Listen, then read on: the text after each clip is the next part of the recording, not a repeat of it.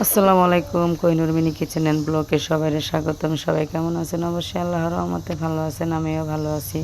আজকে আমার কোনো কারণে মোবাইলের ভিডিও সবগুলাই ডিলিট হয়ে গেছে। বলতে পারি না কিভাবে ফ্লাশ মারছিল আমার ছেলে, তাই ঝটপট একটা নাস্তা বানিয়ে ভিডিও শেয়ার করলাম আপনাদের সাথে। সবাই সাপোর্ট করবেন প্লিজ।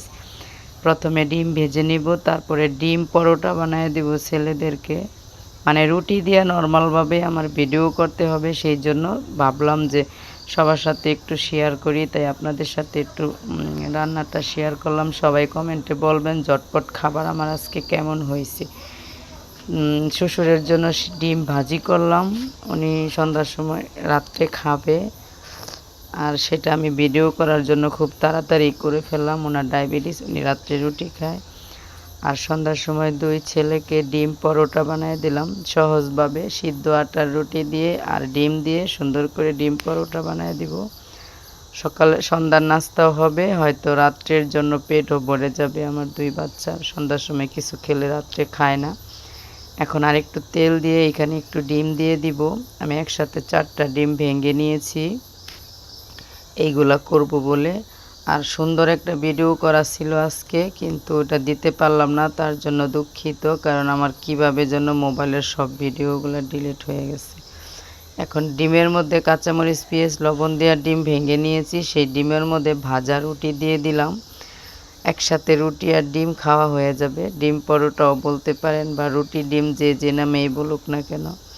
আমার রান্নাটা যদি আজকে শর্টকাট রান্না আপনাদের কাছে একটু হলেও ভালো লাগে, প্লিজ চ্যানেলটা সাবস্ক্রাইব করে পাশে থাকবেন, অল নোটিফিকেশনে ক্লিক করে দিবেন। নতুন বন্ধুরা প্লিজ সবাই একটু লাইক করে পুরো ভিডিওটা দেখে চ্যানেলটা সাবস্ক্রাইব করে পাশে থাকবেন। আর পুরান বন্ধুরা সবসময় সাপোর্ট করেন, তাদেরকে অসংখ্য আমার মনের গভীর স্থান থেকে তাদেরকে শুভেচ্ছা এবং শুভকামনা রইল তাদের জন্য। তাদেরকে থ্যাংক ইউ, কারণ সবসময় আমাকে অনেক আপুরা সাপোর্ট করে।